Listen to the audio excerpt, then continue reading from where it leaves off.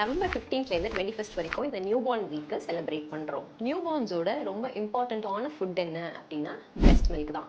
So இந்த breast milk sometimes டைரெக்டாக feet பண்ண முடியாமல் நம்ம எக்ஸ்பிரஸ் பண்ணி ஸ்டோர் பண்ணி ஃபீட் பண்ண வேண்டிய அவசியம் ஏற்படலாம். ஸோ இந்த பிரெஸ்ட் மில்க்கை நம்ம ஸ்டோர் பண்ணுறது எப்படி ஸ்டோர் பண்ணலாம் அப்படின்றத இந்த வீடியோவில் பார்க்கலாம். ஸோ ரூம் டெம்பரேச்சரில் ஸ்டோர் பண்ணுறீங்க, பால் எக்ஸ்பிரஸ் பண்ணி அப்படியே நீங்கள் வெளியே வைக்கிறீங்க அப்படின்னா 3 to 4 hours வரைக்கும் பிரெஸ்ட் மில்க் நீங்கள் வச்சு அப்படியே குழந்தைங்களுக்கு ஃபீட் பண்ணலாம். அப்படி சப்போஸ் ஃப்ரிட்ஜில் வச்சு ஸ்டோர் பண்ணுறீங்க, கீழே ரெஃப்ரிஜரேட்டரில் வைக்கிறீங்க அப்படின்னா 3 to 4 days யூஸ் பண்ணலாம்.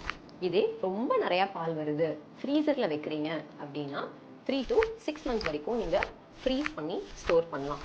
உங்களுக்கு ரொம்ப நிறையா பால் வருது அப்படின்னா நீங்கள் மில்க்கு டொனேட் பண்ணுற ஆப்ஷன் பற்றி கூட ரிசர்ச் பண்ணி பார்க்கலாம். ஸோ என்ன ரொம்ப முக்கியமாக தெரிஞ்சுக்கணும் அப்படின்னா, நீங்கள் ஃப்ரீஸ் பண்ணுறீங்க பால்னா தேவைன்றப்ப எடுத்து கீழே ஃப்ரிட்ஜில் வச்சிடணும். அது தண்ணியாக மாறிடும். இந்த தண்ணியான பாலை மறுபடியும் எடுத்து ஃப்ரீஸ் பண்ணக்கூடாது. தண்ணியான பாலை அடுத்த 48 ஹவர்ஸ்க்குள்ளே உங்கள் குழந்தைங்களுக்கு கொடுத்துருங்க.